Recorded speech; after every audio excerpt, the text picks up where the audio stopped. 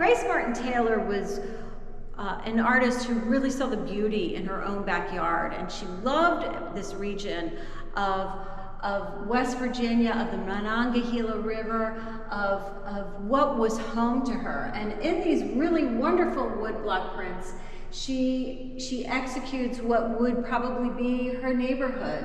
This group of Charleston cottages here, this little colony, this little street scene here with the steps reaching down to the sidewalk, a bending tree, always with the mountains in the background. Here we have the Monongahela River, which does flow right through Morgantown. You can see how she has studied many different art forms. She's influenced by the modernists, and these rooftops almost start to become abstract cubes of color as you overlook this river. The mountains are reduced to very simplistic forms. Here we've got an example of a monoprint of Grace Martin Taylor's, and this was a very important church for her. It wasn't just any neighborhood church, but this was the church that she was married in. It's a monoprint, is what the name says. It's one print in which the ink is painted on either plexi or glass or a surface, and then the paper is laid on that image and pulled up. You see the influence here of Picasso and Braque. She's really looking to everyone who's making artwork, and in the 60s, she too was trying her hand at collage, using music, using newspaper, using magazines, along with drawings, and making these really fabulous, dynamic collages. Also popular in the 60s was this whole psychedelic art movement that she had to try her hand in.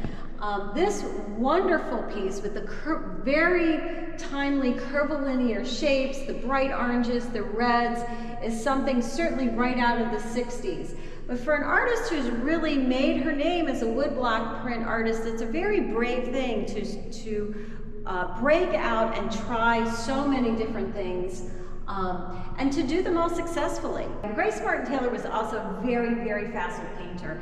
And here we see a direct influence of Hans Hofmann on Grace Martin Taylor's work. This is an undated painting. She went back and forth throughout her lifetime to painting, to block printing, and all of these influencing each other as she went. Here we've got another example of this painting, this pastel sketch of this figure.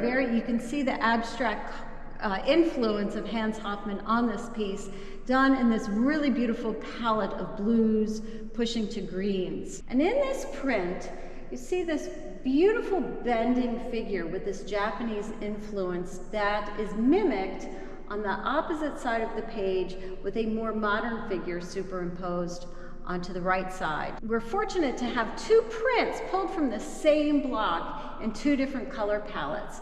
And you can see how the same print can look very different in different tonal qualities. Grace Martin Taylor was an artist that kept pushing the boundaries. She worked throughout her entire life and was a very prolific artist.